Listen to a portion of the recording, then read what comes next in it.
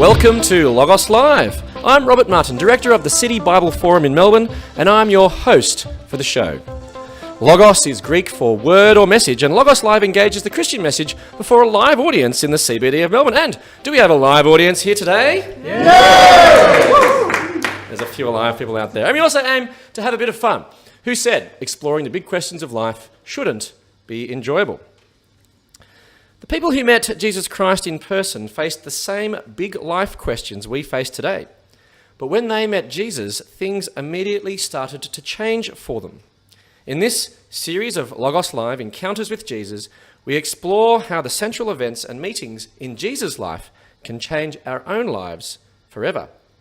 And today we're considering the solution to the world's greatest problem, and to help us, we have Masterchef winner Kate Bracks join us. Kate is from Orange in New South Wales and famously entered the third series of the TV show Masterchef Australia in 2011, and she won. Since then, Kate has shared her love of food with audiences around the world as a cooking demonstrator and public speaker. And she also strives to be the best wife and mum she can be. And she joins me now. Please welcome Kate Bracks. Thank you. Good to be here. Well, Kate, welcome to Logos Live. Thank you. And congratulations on your Masterchef victory in 2011. It's a few years ago 4 years now. ago. A few years ago, yeah. Has it changed your life at all? Absolutely. I can remember Gary saying to us on the very first day of filming, "You've come to Masterchef to change your life." And I remember thinking, my silent reply was, no, quite like my life.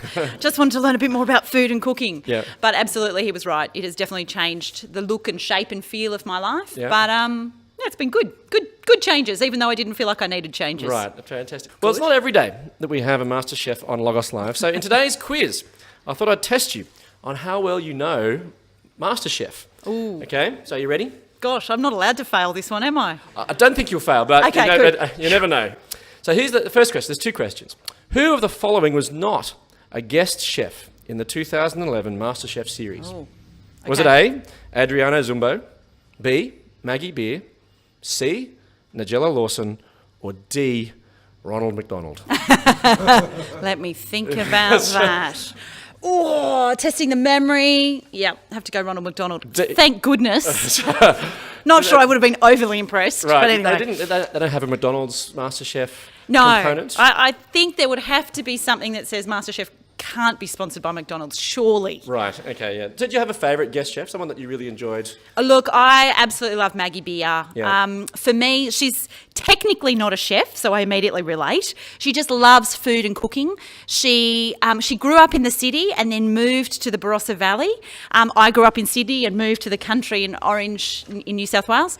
So we have a lot of sort of similarities, but I guess more than anything, I love her approach to food. She just enjoys fresh, real food.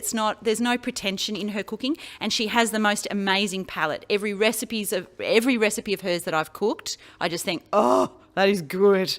So yeah, she was definitely my favourite. And I was actually pretty fortunate. At the end of the top 50 week of filming, they chose a few people to go on a masterclass, and I was chosen, and I didn't find out till we got there, but it was to Maggie Beer's Pheasant Farm. And when I came home after that, I said to my husband, well, if that is all I get out of MasterChef, I'm pretty happy. All right. You got a bit more, though. I got a bit more. Yeah, that's right. Anyway, okay, question two, the second quiz question. How many people watched you win the MasterChef finale on TV in 2011? Gosh. Was it A, 22 million people, every single Australian tuned in? Was it B, 2.7 million people, a ratings bonanza? Was it C, 1.1 million people, a lot of people tuning in? Or D, just 27 people, just your family and a dog? It's either B or C. I have Don't a be feeling. too modest. Don't be too I have modest. a feeling it was B. I remember it being around the 2 million mark, Yeah, but it you're was. saying 2.7. It was 2.7 million. It Yeah. was B. Correct That's answer a lot of was people, B. isn't it? It is a lot of people, because the 1.1 million was the number for the MasterChef Series 5. Yes, And right. So, yeah, okay. yeah. So yeah. you're obviously much more popular. Obvious. That's right, yeah. It's all So about Kate, me, in our of course. MasterChef quiz, you got 2 out of 2 right. Congratulations. Give her a big round of applause. So Kate, how do you feel that your cooking was watched by so many people? Yeah, it's a very strange position to be in, because I still see myself very much as a home cook. I love food, I love cooking, and I have done it professionally now since the show. But to think that people watch that entire journey is a bizarre thought. Yeah. But something that I'm also really happy to have have experienced. You know, people see you for who you really are. You have your highs, you have your lows. That is actually the same for even our top chefs today. And when you talk to them, they'll say, oh yeah, we have bad days in the kitchen too. And so it's just nice to be able to say, you know what, nobody has it all together. Everybody has good days and bad days. And look, I'm still the same. So I think, didn't Matt Preston say that the key to winning MasterChef is not to be necessarily the best chef, but just not to cook the worst dish twice in a row? Yeah, and my husband and he had a fantastic conversation about that, because that was what Luke's mantra was to me the whole way through. He said, you don't have to be the best, just don't be the worst and you'll be all right. Okay. So, yeah. So what was it like being on MasterChef? Look, you feel like you're entering a completely different world, because having been someone who'd only ever viewed television as a viewer, to then be put into this world of television production is quite a strange thing. On our set at the beginning, I think there were about 90 crew to create the show. That was at the beginning. That obviously dropped down as our numbers of contestants dropped down, but it is a big production. Now, MasterChef, admittedly, is one of the bigger productions, particularly within the reality TV genre. But to suddenly be put into this place where you, up until that point, have thought, oh, I thought it was just one camera and a couple of people hovering around, you sort of awakened to the idea that actually this is much bigger than I ever thought it was going to be. Yeah. So it's a surreal experience? It was very surreal, particularly in the beginning, very nerve-wracking, because the way in which they talk to you as well, you know, you've come to change your life, this is the biggest decision you'll ever make, which is kind of a bit... it's easy to get caught up in that, and I constantly was telling myself, this is just MasterChef, it's just television, it's just food. I'm not saving lives in here, you know. But how did the producers react to that? they didn't like that. Kate, shut up. This is not just MasterChef, this is much more important than... But it is a very surreal position that you're in, particularly as a contestant, because you're also kept sort of shut away from the rest of the world. Partly that is for your own protection, so that you can just focus on what you're doing and not worry about how you're being perceived in the media or out beyond the walls. And partly, I think, for their logistics management, just to keep life a bit easier for them, because it is a very big logistical enterprise. So, yeah, you don't have your phone, you don't have your wallet, you can't just go for a walk when you want to, you can't just even go to the bathroom when you want to, you know, because you've got schedules and you know, you can't necessarily go into the kitchen at that particular time, because then you might see what the next challenge is that they're setting up. So there's lots of your freedoms in some way are taken away. And it was interesting watching different contestants deal with that in different ways. Some people really struggled with that. I think having been a mum with little babies who wake you up in the middle of the night and who don't necessarily want to do what you want to do all the time, in some ways I was partly prepared for that. You were well prepared for that. Yeah. So obviously you entered the competition because you love food. You wanted to learn a bit about cooking. So where did you get your love of food from? Yeah, that's a good question. I've questioned myself over that. My mum is a good cook, but she's not a passionate cook. She doesn't love it. She cooks to feed the family. My nana was a very passionate cook, but I didn't see her much. She lived a long way from where we lived, so we only ever saw her once or twice a year. All my memories of my time spent with my nana were in the kitchen though. So I think we had that right from the beginning. Maggie Beer talks about a food gene, a foodie gene. I reckon that's the best description. I think there was something in me that was different to my sisters that made me connect with my nana over food, and that just drove me to enjoy it. I don't have any better explanation than that. That's great. Well, congratulations anyway on the thank MasterChef you. journey. Now, as part of Logos Live, we reflect on the scriptures, the Logos, and today we're going to meet someone who encounters Jesus. But before we do that, we're interested to hear why you believe the scriptures are worth following. So, Kate, what convinced you to become a Christian believer? Yeah, look, it's an interesting question. I grew up in a Christian family, but before you immediately go, oh, well, therefore that's why she thinks it's true, I went through a period of time in my early adult years where I would have said that I think God is real and God is true, but that was about where it ended. I got to a point where it didn't really have any impact on my life. I carried on living the way I wanted to live. But I got to a point where I felt like something was missing. Do you ever have those moments where you catch yourself in the mirror and you go, who are you? Why are you here? What's the point of it all? You know, it is those big questions. And I think for each of us, it happens at different points in our life. I was about 21, And I just had one of these moments of I don't get what this life is all about. And so I decided to go on a bit of a search. I didn't want to just presume that the God that I'd been taught about as I was growing up was the only explanation for life. And so I did a huge amount of reading. Anything I could get my hands on that, and looked at all the major world religions. So what did you read? I can't remember the actual titles anymore, but I read about Islam, I read about Hinduism, I read about Buddhism. Just thinking about spirituality in a general sense rather than a set religion was really starting to take hold. So I read a lot about different spirituality sort of books. I also spoke to a lot of people about it, spoke to people that I knew that had different ways of thinking about life, and quizzed them. Why? I'm sure they actually got sick of me. I wanted these deep conversations because I just had this strong yearning to understand why I was here. Part of that, I actually spoke to my sister, my older sister, and said, I feel like I need to go back to church, but I don't really want to go back to the church that we grew up in. I'd felt let down by them for all sorts of reasons. And she suggested that I go to this uni church. And she said, I've heard that it's really good. And I went along, and it was basically dead, empty, hardly anybody there. But, we were there, we'd walked in, you kind of have to stay. And I heard this sermon that talked about being a Christian and having a relationship with God was actually not about what you do, but about what God has already done for you. And it was the first time that I had heard that sort of a message where it wasn't about following this list of rules. I'd always thought, growing up, that being a Christian meant you were allowed to do these things, but you weren't allowed to do these things. And it was just this list that you had to keep. And I just felt that was too hard and too restrictive, and I just didn't like the fact that life was becoming all about rule keeping. And this was the first time that I heard an explanation of that's actually not what it's about. Mm-hmm. And I remember saying to my younger sister who'd come with me, who was in a similar sort of position, she was questioning it all, and so we decided we'd go together. And we came away, and it was a 2-part sermon series, and we thought, damn it, I want to go back and hear the second part, but I don't know if I really want to go because the church is kind of empty and dead, nobody our age. But we decided we'd go one more week. And the following week we went, and it was packed, full of uni students. The week before had been holidays, and they'd all been away. So we ended up going to that church a bit more regularly because I was hungry and I was hearing a different side to this Christian God that I'd ever heard before.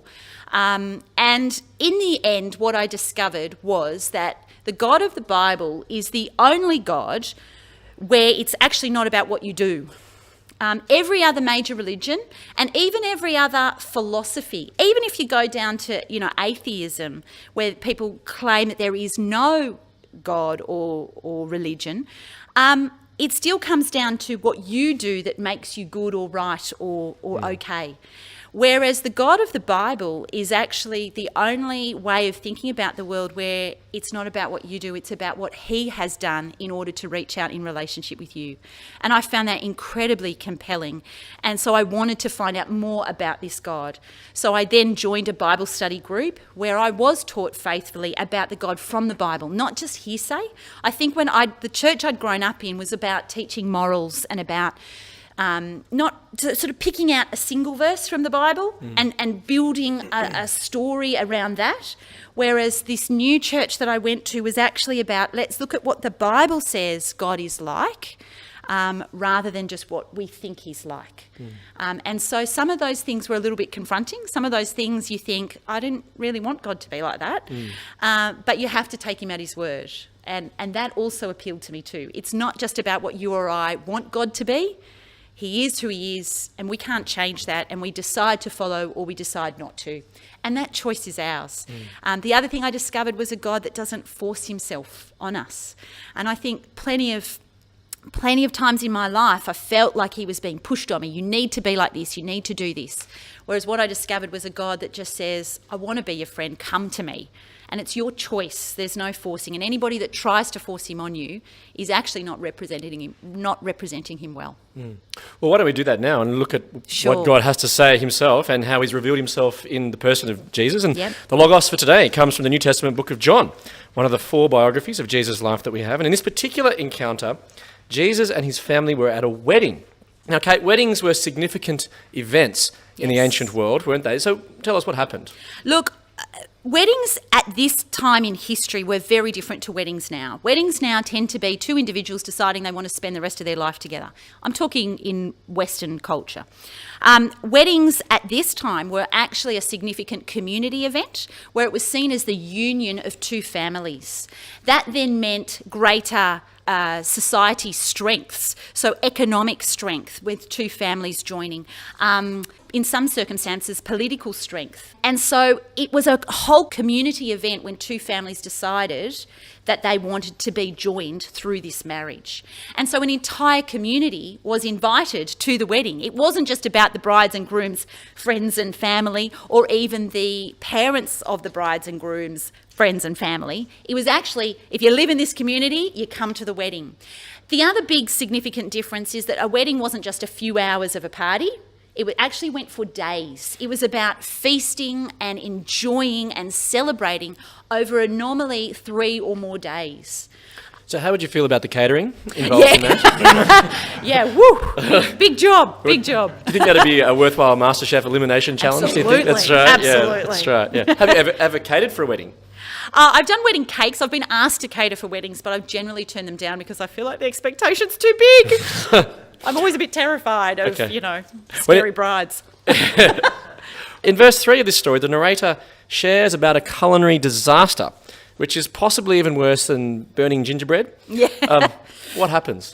Yeah, so in these weddings, they used to have what was called the master of the banquet. And his job was generally to make sure the party kept going, make sure there was food and wine to last for the 3 days. Generally, what they did was they brought out the best things first. And as people were happy and jolly and didn't care quite so much, the lower quality food was kept there to sustain it. This, however, in this situation, what we find out is they actually ran out of wine, which was a massive social no-no. To run out of wine prematurely at a wedding was basically to say to the community, we don't think you're important enough to have got this much wine. Well, we didn't think we were going to have this much fun for this much time. It was actually really quite offensive to the people that were there if it was cut short. So what we have here on the face of it is a social disaster where the two families involved are at risk of losing face big time in their community. And we've got to remember that this is in a day where people didn't move towns when life got a bit tough. You didn't have the option to have friends on the other side of the world. The community was your entire social life. So you couldn't afford to have a social disgrace such as this. So what does Jesus do to solve the problem? This is what I love because, I always thought Jesus was the party pooper. He was against having a good time. I always thought that that's what God was because of the rules. I thought there were these rules and you can't have too much fun. Can't have wine. One of the things, you can't have wine. You can't, there's so many misconceptions out there about who the God of the Bible actually is. And I love it because this one confronts it head on in a couple of ways, this being one of them. He's actually stepping in and making sure the party continues by changing water into wine. So he is not opposed to wine. He is not opposed to people celebrating and feasting and having a good time and letting the party go on. But what I love is there's so much more in this. And the clue to this is actually at the end of the passage. You'll see there, Jesus performed this first sign in Cana of Galilee. Now, John, as a writer, the guy who wrote this book in the Bible was a disciple of Jesus, so he followed Jesus, and so he saw firsthand a lot of these things that happened. But when he wrote them down not as a historical account, but as a way of showing that Jesus was actually God. And he uses these signs. So we know when he says that there's a sign there, that there's actually something more going on. And when you think about it, you think, well, what has Jesus done here? He's actually stepped into the role of the master of the banquet. And he's taken that responsibility to make sure that the party keeps going. And what we read in other parts of the Bible is that at the end of time, when Jesus returns, it is talked about as a feast, as a wedding feast and as a banquet. And so we get this little clue from this passage that Jesus is not just being the master of the banquet at this wedding, But actually, he's the master of a bigger banquet and a more important wedding at the end of time. And so if we use knowledge that we have of other parts of the Bible, there's other sections where Jesus is referred to as the bridegroom, and the church, meaning God's people, the people that choose to follow him and be a part of his family, are referred to as the bride. And the other thing I love in this passage is Jesus' response to his mother. Mm-hmm. And I think being the mother of a boy, I kind of feel for her here because... Somewhat brusque. He says, "What has this concern of yours to do with me, woman?" Exactly. Jesus asked. "My hour has not yet come." Yeah. Some versions say dear woman, but in the original it wasn't dear woman. It was just like, woman, why are you bothering me is basically what he's saying. Because she said, they don't have any more wine, do something about it. And then he says, my hour has not yet come.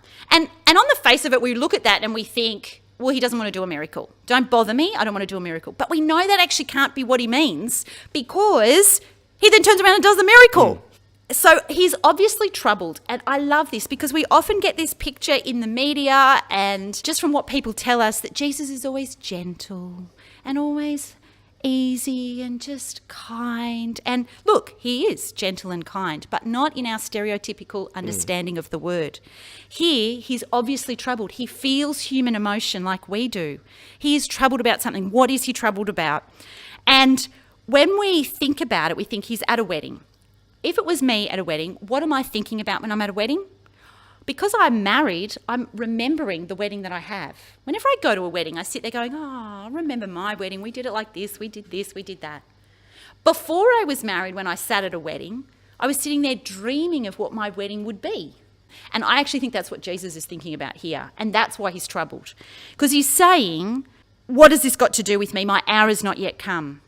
Now, when he thinks about his wedding, he's thinking about that long-term union with his bride, which is the church. But there's something pretty horrific that he has to do before he can be united with the church forever, and that is he has to die. And I think that's what he's thinking about. He's saying, my hour's not come. I'm not ready to get married yet because I've got to die first. And this is why there's so much emotion in this response. Now, the question then that has to be asked is, why does he have to die to marry the church? Why does he have to die to be united? And that comes from right at the beginning of the Bible, where God's created the world and everything is good. And then we're given a choice. Do we want to follow God as human beings or do we not? And as human beings, we want to live our own way. We don't want somebody else to dictate to us how to live. And so what we end up with is a thing that the Bible calls sin. When we look at the Bible, the sin is described as a rejection of God, a heartfelt rejection of God. No, I don't want to do it your way, I want to do it my way.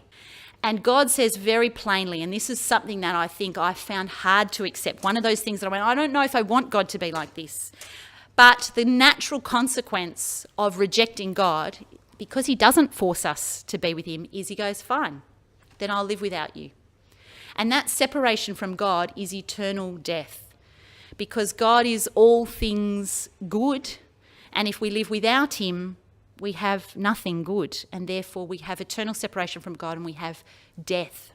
And so the punishment for rejecting God has to be death. Separation from him. Mm-hmm.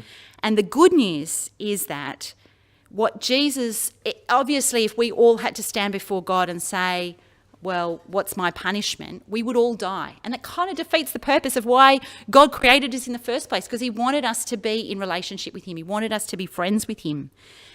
And so if we all have to face the punishment for our rejection of him, then there is nobody left to relate to. And so Jesus steps in, or God puts Jesus in that place to say, right, you will die once for everybody.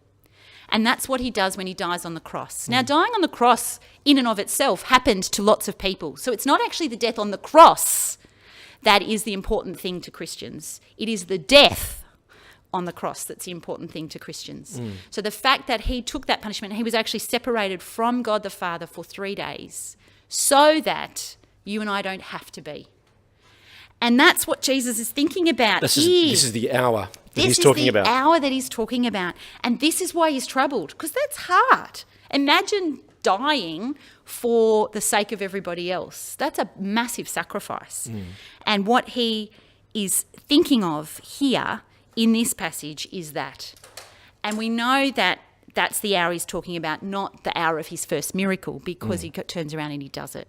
But what he's saying is, yes, I will be the master of that wedding banquet. I am happy to, or not happy, I am okay to die so that I can be married to my bride at the end of time and have the feast that will end all feasts. And there's other parts of the Bible that talk about having the richest of food and the finest of wines. Well, one of those, for example, is Psalm 34:8, which says, taste and see that the Lord is good. How does a Masterchef react to that? Oh, I love that Bible verse, simply because you don't normally think of God and taste in the same frame of mind. But the word taste, when you think about what do you do when you taste, you take something in, you chew it around, and then you decide, am I going to swallow it or am I going to spit it out? Sometimes it's a very quick decision to spit out. But that didn't happen when you were getting judged, though, very often. Not to me, fortunately. No. It did happen to others.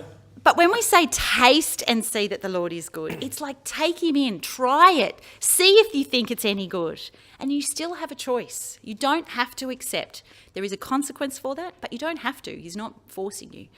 But when you take it in and you really taste it, you will see that he is good.